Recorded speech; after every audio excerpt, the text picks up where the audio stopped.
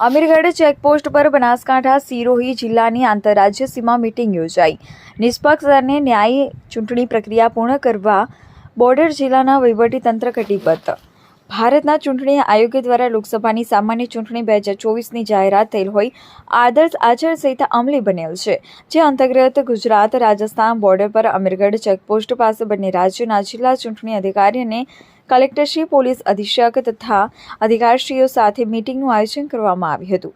સ્વતંત્ર, નિષ્પક્ષ અને શાંતિપૂર્ણ માહોલમાં ચૂંટણી યોજાય તે માટે ગેરકાયદેસર રીતે પ્રવેશતા દારૂ તથા હથિયારો, રોકડ રકમ અને ગુંડા તત્વોને અટકાવવા હેતુથી આ મીટિંગનું આયોજન કરવામાં આવ્યું હતું।